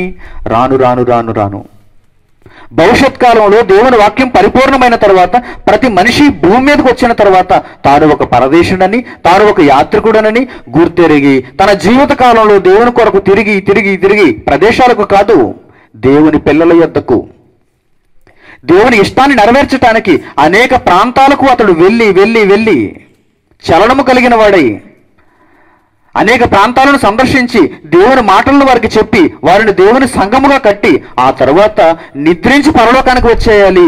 అదే పూర్తి యాత్ర. దేవుని జ్ఞానం అర్థమైన వారందరూ ఈ యాత్రలో ఉన్నామని గ్రహించి ఆ యాత్రనే సంపూర్తి చేసుకున్నారు, పరలోకానికి వెళుతున్నారు. అంటే మనం వెళ్ళవలసినటువంటి చిట్ట చివరి పవిత్ర స్థలం, పుణ్యక్షేత్రం ఎక్కడుందన్నమాట? పరలోకంలో ఉన్నది. పరలోకంలో ఉన్నది. గలతీ పత్రిక మంచి సందర్భం చూడండి. గలతీ పత్రిక 4వ అధ్యాయము, గలతీయులకు రాసిన పత్రిక 4వ అధ్యాయము 25. అపొస్తలుడైన పౌలు గలతీయులకు రాసిన పత్రిక 4వ అధ్యాయము 25వ వచనం చూడండి. 25, 26. ఈ హాగరు అనునది అరేబియా దేశంలో ఉన్న సీనాయి కొండయే, ప్రస్తుతమందున్న యెరూషలేము దాని పిల్లలతో కూడా దాస్యమందున్నది గనుక ఆ నిబంధన దానికి దీటై ఉన్నది. ప్రస్తుతమందున్న యెరూషలేము ఎలా ఉంది? దాస్యంలో ఉంది. దాస్యములో ఉన్న యెరూషలేము దగ్గరికి వెళ్దాం అనుకుంటున్నామా, లేక స్వతంత్రురాలైన యెరూషలేము దగ్గరికి వెళ్దాం అనుకుంటున్నామా? పోలిక ఇదంతా, రూపకాలంకారం ఇదంతా, ఉదాహరణ ఇదంతా. భూమి మీద ఉన్న యెరూషలేము ప్రస్తుతం ఉన్న కాలంలో ఎలా మారిపోయిందంటే, ఒకనాడు మహారాజు పట్టణంగా ఉన్న పరిశుద్ధ పట్టణం ఇప్పుడు దాస్యత్వంలోనికి వెళ్ళిపోయింది, స్లేవరీ కిందకి వెళ్ళిపోయింది. అమెరికా దళాలు వచ్చి చుట్టుముట్టాయి. ఇజ్రాయెల్ తరపున మేము పోరాడుతూ ఉంటున్నాయి. మరో దేశం తరపున మరో సైనికులు వస్తున్నారు అక్కడికి. ఇప్పుడు యుద్ధ వాతావరణాన్ని మనం చూస్తున్నాం. అక్కడ ఇజ్రాయెల్లో బాంబు దాడి, ఇంతమంది చనిపోయారు. ఇజ్రాయెల్లో సైనిక దాడి, ఇంతమంది చనిపోయారు. దాస్యంలో ఉండిపోయింది అది. అక్కడ ఉన్నటువంటి వారు మిగిలిన దేశాలకు మేము వెళ్ళిపోవాలి అని కోరుకుంటున్నారు. మిగిలిపోయిన యూదులు, మిగిలిపోయిన ఇశ్రాయేలీలు మేము ఇండియా వెళ్ళిపోతే మంచిది. మన ముంబైలో నారిమన్ పాయింట్లో యూదులు ఉన్నారు కొంతమంది. ఎక్కడి నుంచి వచ్చారు వీరు? అక్కడి నుంచి పారిపోయి వచ్చేసారు, ఇక్కడ స్థిరపడిపోయారు. ముంబై నగరానికి ఎప్పుడైనా మీరు పని మీద వెళితే నారిమన్ పాయింట్ అనేటువంటి ఒక ప్రదేశం ఉంది. అక్కడికి వెళ్ళి చూస్తే యూదులు అక్కడ నివసిస్తున్నారు, కొంతమంది యూదులు. భారతదేశంలో ఆయా ప్రాంతాల్లో అక్కడక్కడ ఉంటుంటారు స్థిరపడినటువంటి వారు. ఎందుకు? వారి ప్రదేశం ప్రతి నిత్యం బాంబు దాడులతో రక్తసిక్తమైనటువంటి ప్రదేశంగా మారిపోయింది కనుక వారు ఆ ప్రాంతంలో ఉండడానికి ఇష్టపడక కొంతమంది వచ్చేసారు. మరికొంతమంది ఆ ప్రాంతం మీద ఉన్న ప్రేమను చంపుకోలేక ఇంకా అక్కడే ఉన్నారు, కానీ దాస్యంలో ఉండిపోయారు. ఏమంటున్నాడు చూడండి పౌలు గలతీయులతో, ఈ హాగరు అనునది అరేబియా దేశంలో ఉన్న సీనాయి కొండయే, ప్రస్తుతమందున్న యెరూషలేము దాని పిల్లలతో కూడా దాస్యమందున్నది గనుక ఆ నిబంధన దానికి దీటై ఉన్నది. అయితే పైనున్న యెరూషలేము స్వతంత్రముగా ఉన్నది, అది మనకు తల్లి. అక్కడకు మనం వెళ్ళాలి. గతంలో ఈ యెరూషలేమును మనం చూపించి ఇది మహారాజు పట్టణం అన్నాం, కానీ యేసుక్రీస్తు వచ్చిన తర్వాత దాన్ని పూర్తిగా బట్టబయలు చేశాడు, తేటతెల్లం చేశాడు. దీని దగ్గరకు కాదు మనం పోవాల్సింది, మనం వెళ్ళాల్సింది పైనున్న యెరూషలేముకు. పైనున్న యెరూషలేము అంటే పైనున్న లోకం అని అర్థం. ఆ లోకానికి మనం వెళ్ళటానికి ఈ భూమి మీద యాత్ర చేయాలి. యాత్రికులుగా మనం ఉన్నాము. ఆ యెరూషలేమును మనకు చూపిస్తున్నాడు. ఇప్పుడు యాత్రలో ఉన్న ఈ పరదేశులందరూ, భూమి మీదకు యాత్రలోనికి వచ్చిన పరదేశులందరూ చేయవలసింది ఈ యెరూషలేము యాత్ర లేక పరలోకపు యాత్ర? పరలోకం అనే యెరూషలేముకు మనం వెళ్ళాలండి. అలా వెళ్ళటానికి భూమి మీద ఈ యాత్రలో దేవుని పనిని ముగించాలండి. ప్రకటన గ్రంథం 3వ అధ్యాయం 12వ వచనం చూడండి. ప్రకటన గ్రంథం 3వ అధ్యాయం 12వ వచనం. జయించు వానిని నా దేవుని ఆలయములో ఒక స్తంభముగా చేసేదను. జయించు వానిని నా దేవుని ఆలయములో ఒక స్తంభముగా చేసేదను. అందులో నుండి వాడు ఇక మీదట ఎన్నటికీ వెలుపలికి పోడు. ఒక స్తంభం అయిపోవాలి మనం దేవుని సంఘంలో. ఈ యాత్రలో ఉన్నప్పుడు మనము దేవుని సంఘములో స్థిరముగా నిలబడిపోవాలి. ఒక స్తంభం ఎలా ఉంటుందో అలా అయిపోవాలి. దేవుని సంఘంలో మన ప్రాధాన్యత ఎలా ఉండాలంటే ఒక స్తంభంగా ఉండాలి. అది ఎన్నటికీ వెలుపలికి పోదు. మరియు నా దేవుని పేరును పరలోకములో ఉన్న నా దేవుని యొద్ద నుండి దిగివచ్చుచున్న నూతనమైన యెరూషలేమును, నా దేవుని పట్టణపు పేరును, నా క్రొత్త పేరును వారి మీద వ్రాసేదను. అంటే వాడు ఆ ప్రాంతానికి వచ్చేస్తాడని అర్థం. నా దేవుని క్రొత్త పట్టణపు పేరు ఏంటది? క్రొత్త యెరూషలేము, న్యూ జెరూసలేం. ఇది ఓల్డ్ జెరూసలేం, పాత యెరూషలేం. ఇది పాత యెరూషలేం ఎలా ఉంది? రక్తంతో మునిగిపోయింది. క్రొత్త యెరూషలేం ఎలా ఉంది? తండ్రి ఉన్న లోకంలో, పరలోకంలో పరిశుద్ధతో అది ఉంది. భూమి మీద ప్రాణాలు అర్పించినటువంటి పరిశుద్ధులు అందరూ ఇప్పుడు ఆ క్రొత్త యెరూషలేముకి వెళ్ళిపోతారు, నూతనమైన యెరూషలేముకి వెళ్ళిపోతారు. దానిని మనకు నేర్పించటానికి దేవుడి కార్యక్రమం అంతా జరిగించాడు. ఆనాడు ఇశ్రాయేలీయులు యెరూషలేము పట్టణాన్ని ఏ విధంగా భావించి ఆ యెరూషలేముకు వెళ్ళటానికి ఆలోచన చేసి యాత్రలు చేశారో, మీరు ఈరోజు నూతన యెరూషలేము కొరకు ఆలోచించి భూమి మీద యాత్ర చేసి నా కలలను పండించి నా కార్యక్రమాలను మీరు నెరవేర్చి అక్కడికి వచ్చేయాలంటున్నాడు దేవుడు. అదే ప్రకటన గ్రంథం చివరి అధ్యాయం చూడండి, 21వ అధ్యాయం చూడండి. అదే ప్రకటన గ్రంథము 21వ అధ్యాయము 2వ వచనం. సముద్రమును ఇక లేదు, మరియు నేను నూతనమైన యెరూషలేము అను ఆ పరిశుద్ధ పట్టణము కొరకు తన భర్త కొరకు అలంకరింపబడిన పెండ్లి కుమార్తె వలె సిద్ధపడి ఉన్న పరలోకమందున దేవుని యొద్ద నుండి దిగివచ్చుట చూచితిని అంటున్నాడు. దేవుని యొద్ద ఏముంది? నూతనమైన యెరూషలేము, మన కొరకు ఎదురు చూస్తున్న యెరూషలేము. చూడండి ఆయన మాటలు, నేను నూతనమైన యెరూషలేము అను ఆ పరిశుద్ధ పట్టణం కొరకు ఎదురు చూస్తున్నాను. నూతనమైన యెరూషలేము అను ఆ పరిశుద్ధ పట్టణం కొరకు ఎదురు చూస్తున్నాను. తన భర్త కొరకు అలంకరింపబడిన పెండ్లి కుమార్తె వలె సిద్ధపడి ఉన్న పరలోకమందున దేవుని యొద్ద నుండి దిగివచ్చుడు చూచితిని, దర్శనంలో నేను చూస్తున్నాను అంటున్నాడు. ఆ యెరూషలేముతో నిండిన వారందరూ ఎవరు? పరిశుద్ధులు, నీతిమంతులు, దేవుని కొరకు ప్రాణాలు అర్పించిన వారు. ఆ యెరూషలేములో ఉండేవారెవరు? దేవుని కొరకు బ్రతికిన వారు. ఇప్పుడు మనం ఏ యెరూషలేముకు వెళ్ళాలి చెప్పండి? పరలోకపు యెరూషలేముకు వెళ్ళాలి. అదే అధ్యాయం 10వ వచనం చూడండి. మాటికి దీనిని గురించి ఆయన ప్రస్తావిస్తున్నాడు.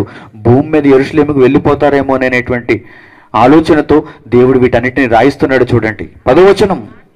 ఆత్మవశుడనై ఉన్న నన్ను ఎత్తైన గొప్ప పర్వతం మీదకి కొనిపోయి యెరూషలేము అని పరిశుద్ధ పట్టణము దేవుని మహిమ గలదై పరలోకమందున దేవుని యొద్ద నుండి దిగివచ్చుడు నాకు చూపెను. ఈ యెరూషలేము కాదు, అరేబియా దేశంలో ఉన్న యెరూషలేము కాదు. మరి ఏ యెరూషలేం? ఏ జెరూసలేం? పరలోకమందు దేవుని దగ్గర సిద్ధపరచబడి ఉన్న యెరూషలేము, అది మనకు కావాలి. ఆ యెరూషలేముకు వెళ్ళటానికే ప్రతి ఒక్క నీతిమంతుడు భూమి మీద ఉండగా ఆలోచన చేశాడు. దావీదుకు కూడా తెలుసు ఆ యెరూషలేముకి వెళ్ళాలని. కానీ ఇది రూపకలంకారంగా ఉంచబడిందని ఆయన ఆ పట్టణాన్ని మహారాజు పట్టణంగా చేశాడు. ప్రవక్తలందరికీ తెలుసు ఆ పట్టణం కొరకు ఎదురు చూడాలని, ఆ పట్టణం కొరకు ఎదురు చూడాలని. భూమి మీద బ్రతుకు దినములన్నీ యాత్ర వంటివని అందరికీ తెలుసు అండి, అందరికీ తెలుసు. ఒక మంచి మాట ఒక మంచి సందర్భంలో అంటున్నాడు చూడండి, భూమి మీద మనం యాత్రికులు అంటున్నాడు చూడండి. ఆదికాండము 47వ అధ్యాయము యాకోబు సందర్భంలో ఇక్కడ చెబుతున్నాడు. ఆదికాండము 47వ అధ్యాయము 47వ అధ్యాయము 9వ వచనం. ఆదికాండము 47వ అధ్యాయము 9వ వచనం. యాకోబు యాత్ర చేసిన సంవత్సరములు 130 సంవత్సరములు. 130 సంవత్సరములు. నేను జీవించిన సంవత్సరములు కొంచెముగాను దుఃఖ సహితముగాను ఉన్నవి. యాకోబు తన జీవిత కాలాన్ని చివరి దశలో దానిని గురించి మాట్లాడుతూ 130 సంవత్సరాలు నేను జీవించాను, ఈ 130 సంవత్సరాలు ఏంటి? యాత్ర దినములు అంటున్నాడు. అంటే మనం యాత్రలో ఉన్నామా? యాత్రలోనే ఉన్నాం. భూమి మీద మనిషి జీవిత కాలం యాత్రతో పోల్చబడింది. మీకు ఎన్ని సంవత్సరాలు? 50 సంవత్సరాలు అని చెప్పారనుకోండి, 50 సంవత్సరాలుగా మీరు యాత్రలో ఉన్నారన్నమాట. నూతన యెరూషలేమును రీచ్ అవుతారో లేదో మీరు గమనించాలి. 50 సంవత్సరాలు యాత్ర పూర్తయిపోయింది, ఇంకా మీరు నూతన యెరూషలేమును గురించి తెలుసుకోలేదంటే చాలా కష్టం. మీకు ఎన్ని సంవత్సరాలు? 30 సంవత్సరాలు అండి. 30 సంవత్సరాలుగా ప్రయాణం చేసినటువంటి మీరు యెరూషలేముకు దగ్గర అవుతున్నారా? నూతన యెరూషలేముకు దగ్గర అవుతున్నారా? ఈ యెరూషలేముకు కాదు. నూతన యెరూషలేమును గురించి మీకు అర్థమైందా? నూతన యెరూషలేమును పొందుతామనే ధైర్యం మీకు వచ్చిందా? జీవిత చరమాంకానికి వచ్చినప్పుడు ఏం చెప్పాలి? నేను నూతన యెరూషలేముకు ముందే ఉన్నానని చెప్పాలి. నా పరుగు కడముట్టించి తిని. అలాగని రోజు పరిగెడుతున్నాడని అర్థం, యాత్రలో ఉన్నాడని అర్థం. నా పరుగు కడముట్టించి తిని, నీతి కిరీటము నా కొరకు సిద్ధం చేయబడి ఉంది. దేవుడు నాకు మంచి బహుమానాన్ని సిద్ధం చేశాడు. ఆ నూతన యెరూషలేములో నేను అడుగు పెట్టబోతున్నాను. పౌలు యొక్క ఆలోచన అది, పౌలు యొక్క ధైర్యం అది. పౌలు బ్రతికిన కాలం పూర్తయిన తర్వాత చివరి రోజుల్లో పౌలు చెబుతున్న మాటలు అవే. కనుక యేసుక్రీస్తు మాటలు అర్థమైతే, దేవుని జ్ఞానంలో ఉన్న లోతు అర్థమైతే, భూమి మీద రక్తసిక్తమైన యెరూషలేము కొరకు ఇక మీదట ఎవ్వడు ఎన్నడూ ఆలోచించడానికి వీలు లేదు. ఎందుకంటే 2000 సంవత్సరాల క్రితమే దానిని గురించి చాలా భయంకరంగా బైబిల్లో రాయబడింది. ప్రియమైన వారులారా, పరలోకంలో ఉన్న నూతనమైన యెరూషలేము కొరకు మీ యాత్రను పూర్తి చేయండి. ఆ యెరూషలేముకు మీరు ఇంకా దగ్గర నిమిత్తం ఆ యాత్రలో మీరు కొనసాగండి.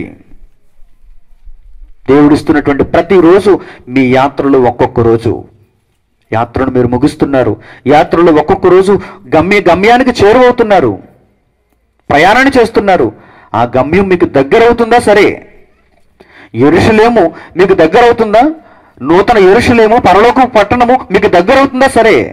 ఎన్నో పాఠాలను వింటూ ఆ పాఠాల ద్వారా మీ మనసు పరివర్తన చెందుతూ మీరు దేవుని సేవలో మునిగి తేలుతూ ఉన్నప్పుడు పరలోకం అనే పట్టణం మీకు దగ్గర అవుతుంటుంది. అప్పుడు మీకు ధైర్యం కలుగుతుంది. నేను యాత్ర చేస్తున్నాను, నాకు పరలోకం దగ్గర అవుతుంది.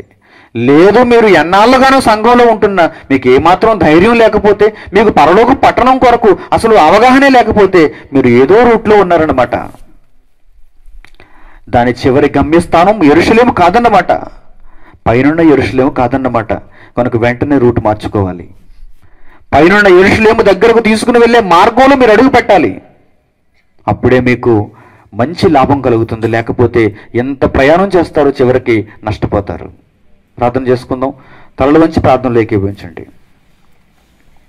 పరలోకమందున్న మా తండ్రి, యాత్రలో ఉన్నటువంటి పరదేశులమైన మేము నూతనమైన యెరూషలేము కొరకు ఆలోచించి దానిని చేరుకోవాలని మీ గ్రంథంలో మీరు రాయించిన అతి పవిత్రమైన శ్రేష్టమైన మాటల కొరకు ఈ మధ్యాహ్న కాల సమయంలో వందనములు చెల్లిస్తున్నాం తండ్రి.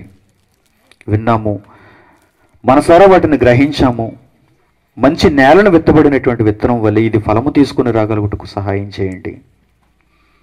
పైనున్న యెరూషలేము కొరకు ప్రతి ఒక్కరూ ఆలోచించాలని మీ గ్రంథంలో మీరు ఘోషిస్తున్న ఇప్పటికీ అనేక మంది నామకార్థ భక్తులుగానే మిగిలిపోతున్నారు. పుణ్యస్థలాల కోసం ఎదురు చూస్తున్నారు, ప్రాకులాడుతున్నారు. తండ్రి, వీరి మనస్సులు మీ వాక్యము చేత మార్చటానికి, వీరందరినీ తండ్రి మీ జ్ఞానము చెంతకు తీసుకుని రావటానికి మా జీవిత కాలంలో మేము చేస్తున్న యాత్రలో పనిచేసి వారందరినీ మీ కొరకు బ్రతికింపు చేయగలుగుటకు మాకు సహాయం చేయండి. భూమి మీద ఉన్న యెరూషలేము శపింపబడినదై, ప్రవక్తల రక్తాన్ని చూసినదై మీకు దూరం అయిపోయింది. కానీ పరలోకమందున యెరూషలేము ఎల్లప్పుడూ పరిశుద్ధమైనదిగా, పవిత్రమైనదిగా ఉంటుంది. దానిలో అడుగు పెట్టడానికి మా యాత్రను పరిపూర్ణం చేసుకొనగలుగుటకు, ఒకవేళ ఎవరైనా మార్గంలో లేకపోతే క్రీస్తు అనే ఆ మార్గాన్ని ఎప్పటికైనా కనుగొని అందులోనికి అడుగు పెట్టి యాత్రను పరిపూర్ణం చేసుకొనగలుగుటకు వారందరికీ సహాయం చేయమని వేడుకుంటూ రాత్రివేళ బహిరంగ సభలో చక్కని జ్ఞానపు సంగతులు మాకు అందించమని కోరుకుంటూ యేసుక్రీస్తు వారి ద్వారా ఈ ప్రార్థన మీకు సమర్పిస్తున్నాము తండ్రి. ఆమేన్. అందరికీ వందనములు. సెలవు.